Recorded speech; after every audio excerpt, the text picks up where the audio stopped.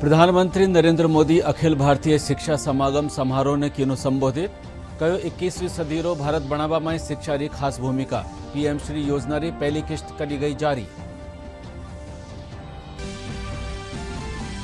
G20 रा official engagement group civil 20 रो शिखर सम्मेलन आज तो जयपुर में हो शुरू। रक्षा मंत्री राजनाथ सिंह और माता अमृतानंदमयी कियो उद्घाटन।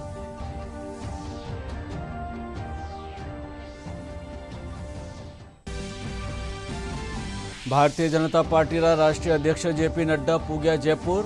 भाजपा प्रदेश मुख्यालय में ले रहा है संगठन की बैठक। प्रदेश चुनाव प्रभारी प्रहलाद जोशी और सह प्रभारी नितिन पटेल भी है मौजूद।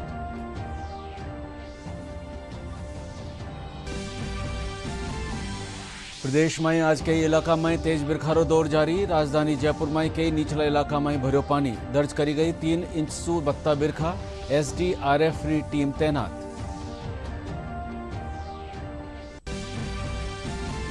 और भारत और वेस्टइंडीज के बीच 3 एकदिवसीय मैचारी श्रृंखला रो दूसरो मुकाबलो आज। भारत पहलो मैच जीतर श्रृंखला में बना रखी है बढ़त।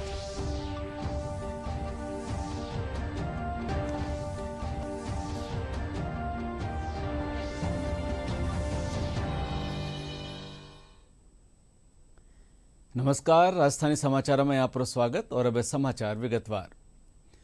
प्रधानमंत्री नरेंद्र मोदी कहो है कि राष्ट्रीय शिक्षा नीति री प्राथमिकता शिक्षा में समानता लाणो है। इन जरिए ऊर्जा सु भरी युवा पीढ़ी रो निर्माण वेला। आज प्रधानमंत्री दिल्ली रा प्रगति मैदान में अखिल भारतीय शिक्षा समागम री शुरुआत रे मौके बोल रहा। इनसु पहले प्रधानमंत्री नरेंद्र मोदी अठे राखी गई एक प्रदर्शनी भी देखी और टाबरा रे साथे संवाद भी किनो। कार्यक्रम में पीएम श्री योजना री पहली किस्त भी जारी करी गई।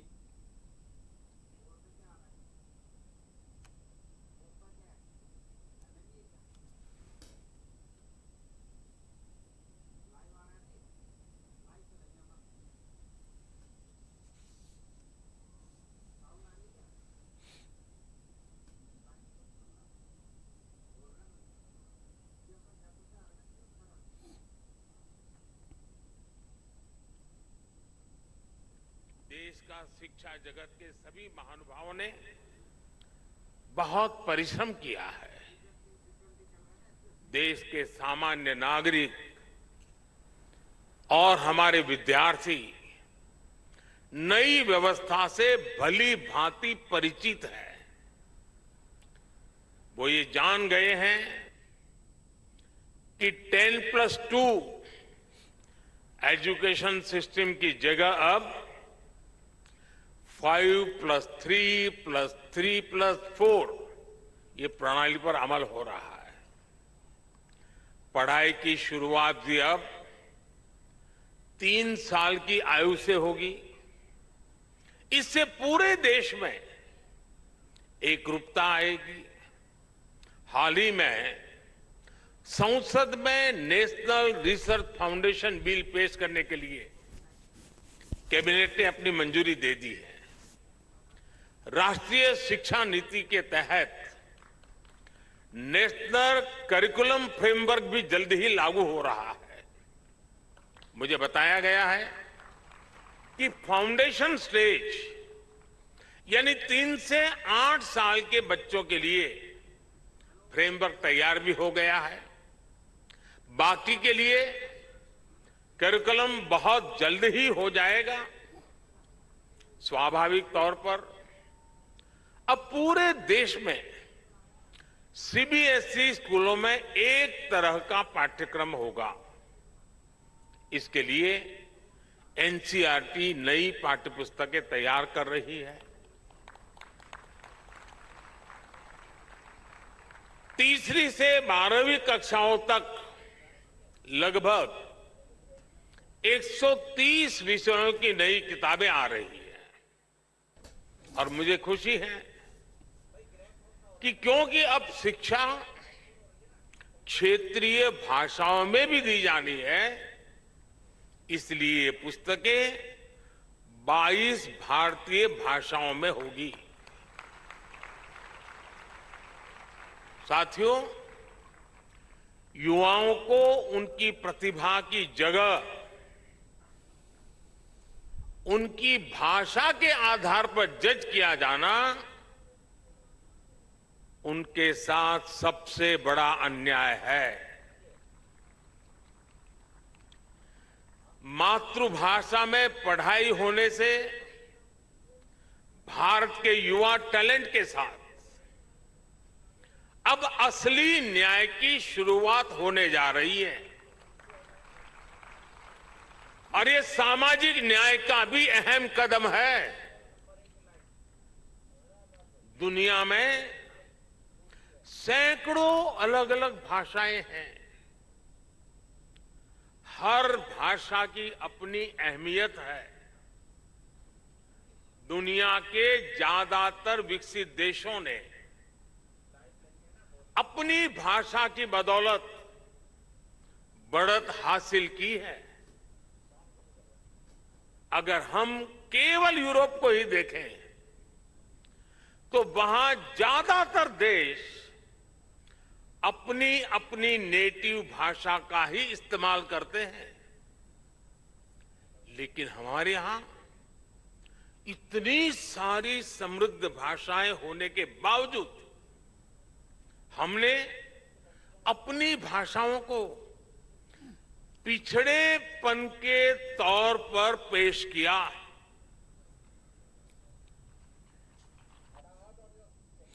G20 रा ऑफिशियल एंगेजमेंट ग्रुप सिविल 20 रो शिखर सम्मेलन आज सु जयपुर में शुरू हो गयो है।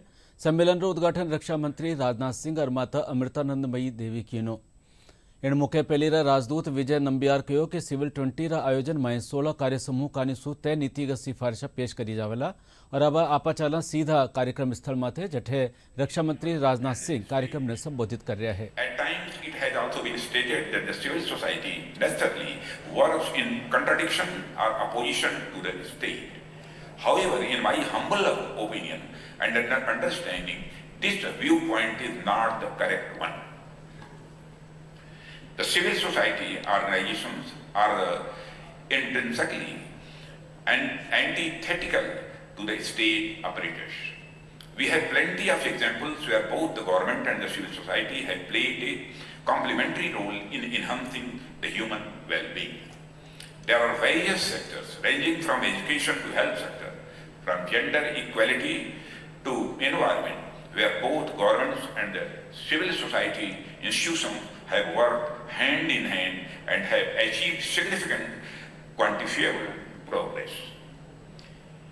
In the immediate context of the present day India, many of the government's landmark initiatives such as Swachh Bharat Abhiyan, Beti Bachao Beti Padhao Abhiyan, etc., which have brought significant transformational and attitudinal changes in the society, were complemented by the Herculean efforts made by the various civil society organizations in these fields. Brothers and sisters, in fact, at a broader level, it can be asserted that a robust and enlightened civil society is essential for a functioning democracy, as it enables the citizens to engage in deliberative dialogues and cooperative efforts outside the adversarial arena of electoral politics towards achieving the national objectives. Sometimes we tend to think that the emergence of civil society is a modern phenomenon, but even a cursory look at our history tells us that it is not so.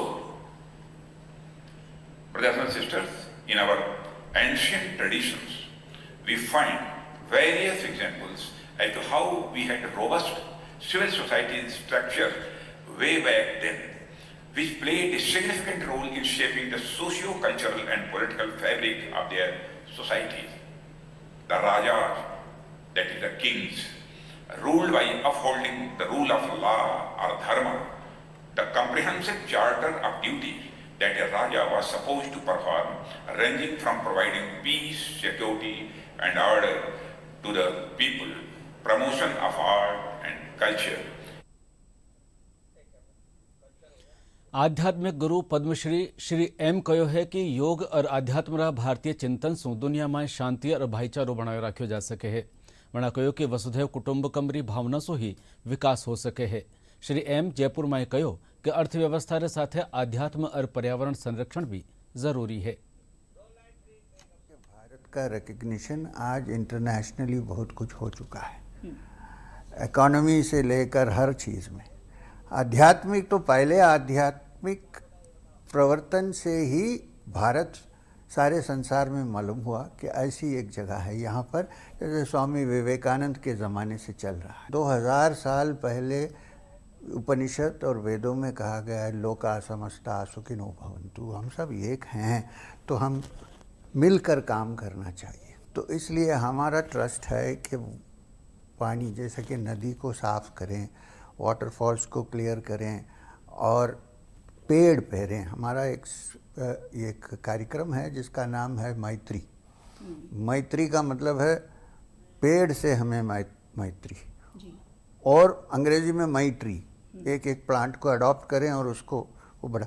तो हम लोग इसमें इसका हमारा main trust है environment का, और आध्यात्मिकता तो उसके साथ ही मिली जुली हुई है। बड़ा सिंपल टेक्निक्स है, जैसा ध्यान में हम उसको हम 100 कहते हैं, जैसा प्राणायाम, इसको 15 मिनट डेली वो हसल बसल में उतरने के पहले सुबह सुबह इसको आप कर लेंगे तो जो भी सिचुएशन में आप रहेंगे मन शांत रहेगा। भारतीय जनता पार्टीના રાષ્ટ્રીય અધ્યક્ષ જેપી નડ્ડા જયપુરના ભાજપા પ્રદેશ કાર્યાલયમાં ઠાવર નેતાઓ સાથે બેઠક કરી રહ્યા છે। બેઠકમાં પ્રદેશ પ્રભારી અરુણ સિંહ, પહેલી મુખ્યમંત્રી વસુંધરા રાજે, પ્રદેશ અધ્યક્ષ सीपी जोशी, केंद्रीय मंत्री गजेंद्र सिंह शेखावत और कैलाश चौधरी, प्रदेश चुनाव प्रभारी प्रहलाद जोशी समेत कई नेता मौजूद है।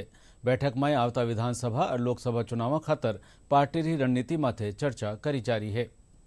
इनसु पहली भारतीय जनता पार्टी राष्ट्रीय अध्यक्ष जेपी नड्डा मोती डूंगरी गणेश मंदिर में पूजा अर्चना कर देश प्रदेश की खुशहाली की कामना की।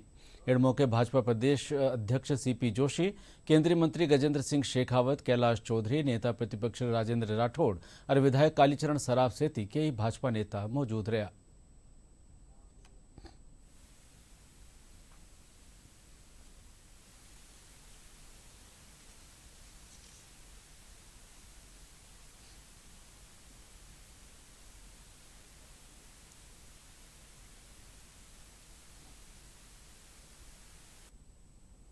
देखिए, ये हमारा सौभाग्य है कि हमारे राष्ट्रीय अध्यक्ष आदरणीय नड्डा जी यहाँ जयपुर पधारे और सबसे पहले मोती डूंगरी गणेश जी के दर्शन करने के लिए आए, और निश्चित रूप से गणेश जी के दर्शन किए हैं तो सारा काल इनका सफल होगा।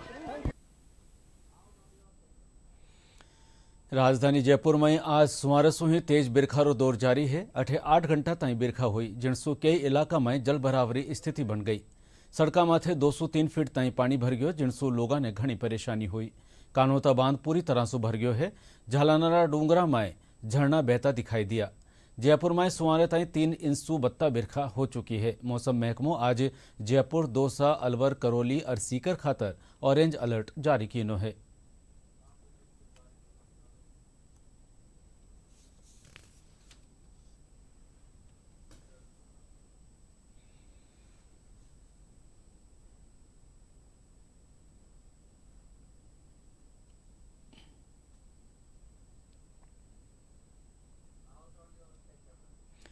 जयपुर में जल भरावरी स्थिति ने देखता तक एसडीआरएफ री टीम लगाई गई है, तो दूजी कानी नगर निगम री टीम भी तैनात कर दी गई है। हेरिटेज नगर निगम री महापौर मुनेश गुर्जर लोगों ने जल भरावरी स्थिति में घर से बाहर नहीं निकलवारी अर्ज की है।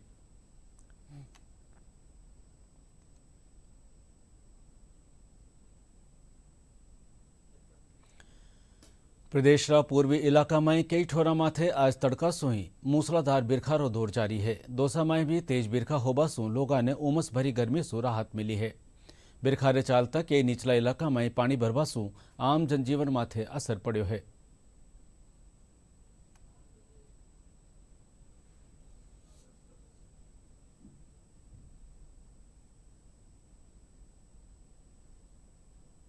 हल्की फुल्की राहत मिली है। सुबह 6 बजे से बरसात रिमझिम चल रही है, इससे थोड़ा गर्मी में राहत मिलेगी। दौसा में हर साल ही बारिश कम रहती है। पानी की इतनी समस्या है कि बरसात का पानी होता नहीं है, और यहाँ तक कि पीने तक को पानी नसीब नहीं होता लोगों को। 7-7 दिन 10-10 दिन में नल आते हैं। कोई परेशानी बहुत है पानी की। हमारे दौसा जिले के अंदर पहली बार बरसात हुई है। दौसा तहसील के अंदर अच्छी बरसात हो रही है और थोड़ा सा नाला की सफाई नहीं है और ऐसा है किसानों को राहत और बहुत अच्छा है। सावन में पहली बार हमारे यहाँ बारिश हो रही है। सुबह से काफ़ी अच्छी बरसात है। दौसा में बारिश की बहुत ज़्यादा आवश्यकता है। पहली बरसात है जो हो रही है, पर यहाँ का स्थानीय प्रशासन न तो नालों की सफाई करा पाया, न सड़क पे साफ सफाई है।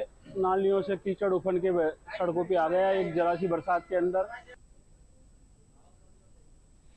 सीकर में भी आज सुमारे सुही तेज बिरखारो दौर जारी रह्यो। जिला कई कस्बा में 100-150 फीट ताईं पानी भर गयो है, जिनसो लोगों ने घनी परेशानी हुई। जलभराव के कारण बाजारा में कई दुकाना बंद रही। जिला में सबसे बत्ता 70 मिलीमीटर बिरखा नीमका थाना में दर्ज करी गई। बूंदी में शिक्षा नीति माथे पहल करता थका केंद्रीय विद्यालय कानीसू education on my city my learning tool माथे काम कर्यो जा रह्यो है। इन तहत विद्यार्थियों ने भ्रमण करवार अपना शहर इतिहास बाबत जानकारी दी गई है। इन पहल के कारण एनसीईआरटी कानीसू केंद्रीय विद्यालय ने सम्मानित कर्यो गयो है।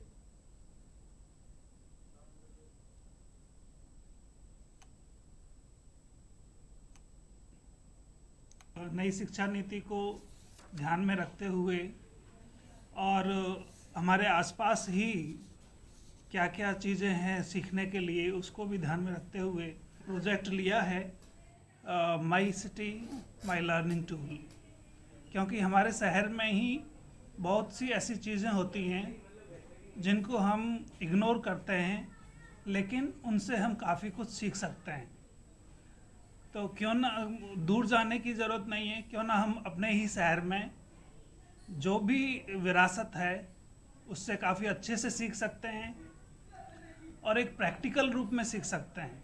आज भी जो नई शिक्षा नीति आई हुई है उसके अंदर बच्चों को ये बताया गया है कि बच्चे जो सीखते हैं वो क्लासरूम के साथ साथ अपने आउटसाइड में जाके एक्सपीरियंशियल लर्निंग करें और जॉयफुल माध्यम से सीखें। जैसा कि हमारे प्रधानमंत्री मोदी जी ने भी अभी इसको ज़्यादा फोकस दिया है कि बच्चा एक ऐसे एनवायरनमेंट में सीखे जिससे उसकी स्किल डेवलप हो। तो उसी के अंतर्गत हमने केंद्रीय विद्यालय बूंदी के अंदर एक नवाचार प्रोजेक्ट को लिया था जिसका नाम था my city my learning tool. इसमें बच्चा अपने ही शहर के जो ऐतिहासिक जगह हैं और ऐसी जो जगह हैं जहाँ से वो सीख सकता है, वहाँ पे वो विजिट करता है अपने टीचर के साथ, अपने पेरेंट्स के साथ और अपने बड़ों के साथ। खुशी होती है जैसे अलग अलग टाइप्स की चीज़ें हम सीखते हैं।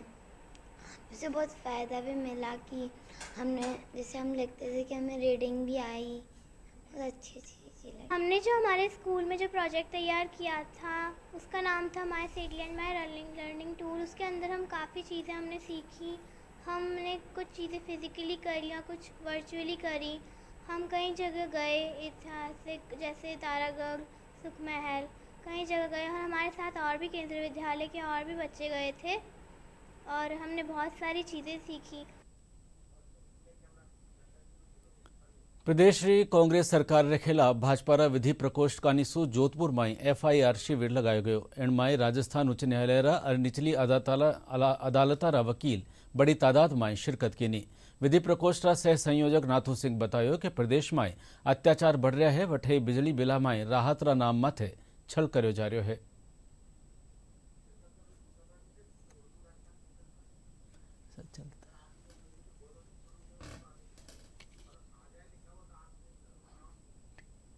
से दोगुना राशि वसूल की जा रही है और जनता को साथ एक धोखा है। तो उस जनता के माध्यम से हम एफआईआर दर्ज करवाने जा रहे हैं। नकल माफिया द्वारा युवाओं के साथ धोखा हुआ है और जिस तरीके से एक विद्यार्थी पढ़ता है, उसके माँ बाप जमीन बेच कर उसको पढ़ाते हैं और उसका पोषण करते हैं और उसको पढ़ा करके भाई नौकरी लगेगा, एग्जाम देगा। ऐसे में पेपर लीक के माध्यम से उसके साथ जो खिलवाड़ हो रहा है उस युवा के माध्यम से हम एफआईआर दर्ज करवाएंगे। बजरी माफिया, खनन माफिया के द्वारा आज जो बजरी अन्य राज्यों में जो 4 गुना पैसों पे हमें राज्य में मिल रही है, ऐसे में राज्य सरकार एक असंवेदनशील होकर बैठी है और ऐसी घटनाएं घटित हो रही है इनके माफिया के द्वारा, उसके खिलाफ हम करवाएंगे। ऐसी कई प्रमुख मुद्दे हैं जिनके ऊपर हम एफआईआर दर्ज करवाने के लिए पुलिस थाने जाएंगे। राजस्थान की भ्रष्ट सरकार है जिसने भ्रष्टाचार के कीर्तिमान स्थापित किए हैं। पेपर 17 परीक्षाओं में पेपर लीक हुए हैं। महिलाओं अत्याचार में सरकार राजस्थान में देश भर में नंबर 1 आई है।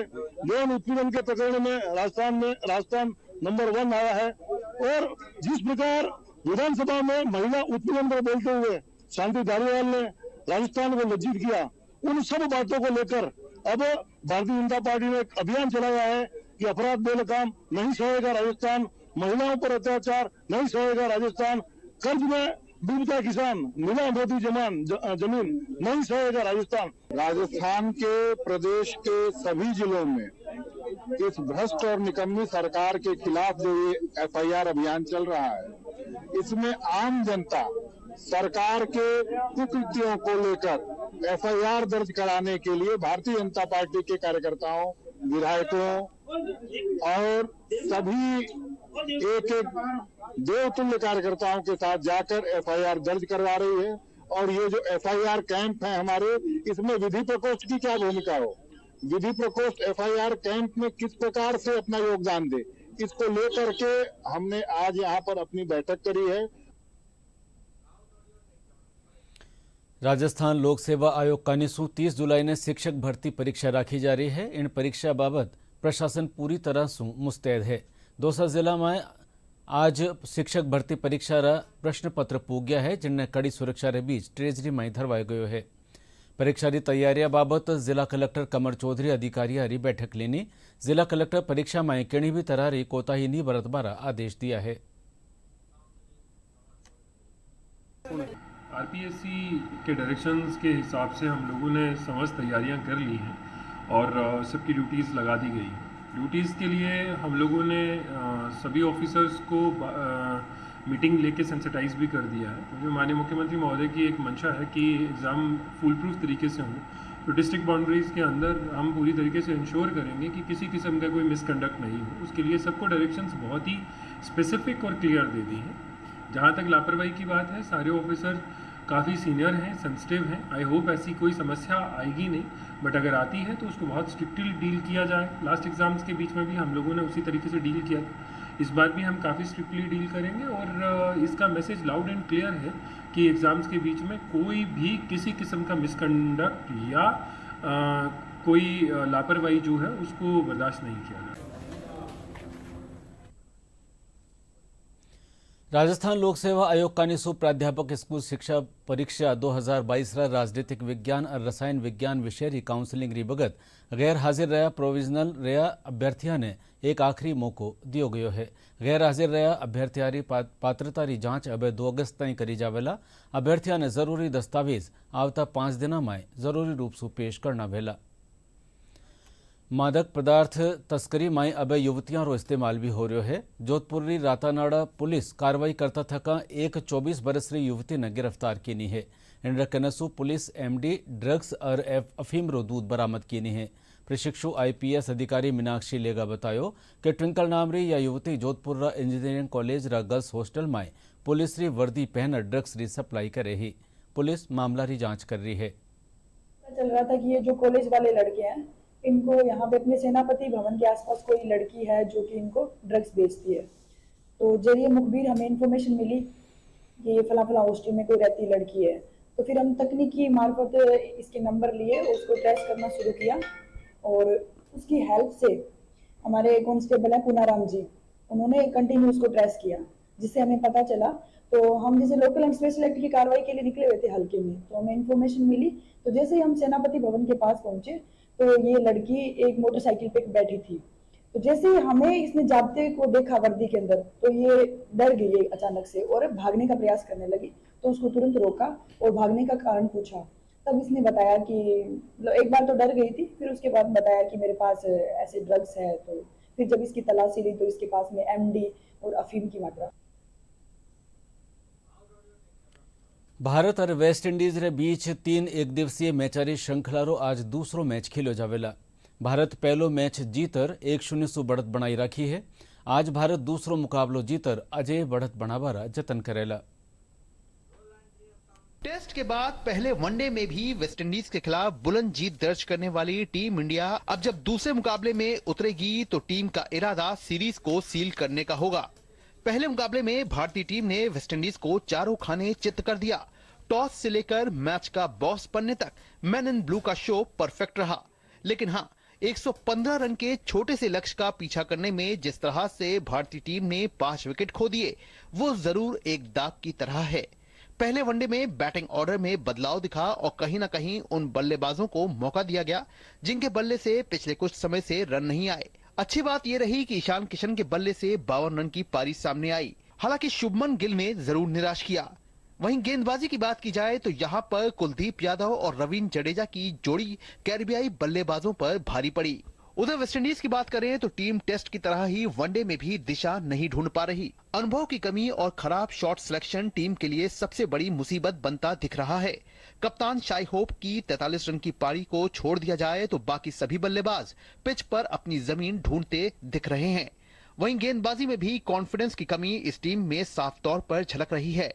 आंकड़ों की बात करें तो दोनों टीमों के बीच अब तक कुल 140 वनडे मुकाबले हुए हैं, जिसमें टीम इंडिया ने 71 और वेस्टइंडीज ने 63 मुकाबले जीते हैं, जबकि 4 मुकाबले बेनतीजा रहे हैं, वहीं 2 मुकाबले टाई रहे हैं। भारतीय टीम ने वेस्टइंडीज की सरजमी पर आखिरी 11 मैचों में से 10 में जीत हासिल की है। बड़ी बात यह है कि भारत ने पिछले 17 साल से वेस्टइंडीज के खिलाफ कोई वनडे सीरीज नहीं गंवाई है। भारत ने लगातार 12 सीरीज पर कब्जा जमाया है। ऐसे में दूसरा वनडे जीतकर भारतीय टीम लगातार 13वीं सीरीज को अपना बनाना चाहेगी, जो वनडे विश्व कप को देखते हुए एक अच्छा मूव रहेगा। Sports desk, DD news. Jaipur महानगर सेवा भारती कानिसू कच्ची बस्तियां में श्रद्धा जागरण अभियान चलायो जा रह्यो है। इन तहत भजन मंडली रे जरिए समाज में जनजागरण कर सामाजिक समरसता रो माहौल बनायो जा रह्यो है। जयपुर री विनोबा भावे बस्ती और हथरोई बावड़ी बस्ती में इन कार्यक्रम की शुरुआत हुई। और अब बुलेटिन रे आखिर में खास खास समाचार एक बार फेरू।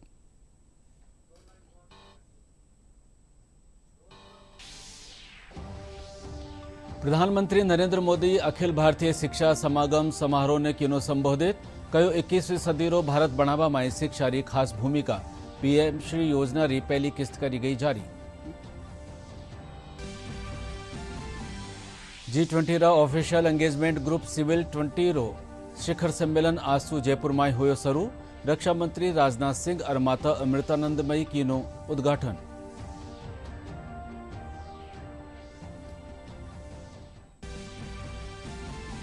भारतीय जनता पार्टी रा राष्ट्रीय अध्यक्ष जेपी नड्डा पूग्या जयपुर। भाजपा प्रदेश मुख्यालय में ले रहा है संगठन री बैठक। प्रदेश चुनाव प्रभारी प्रहलाद जोशी और सह प्रभारी नितिन पटेल भी है मौजूद।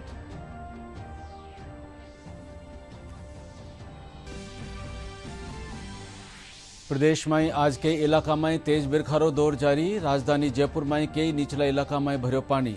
दर्ज करी गई 3 इंच सु बत्ता बिरखा। एसडीआरएफ री टीम तैनात।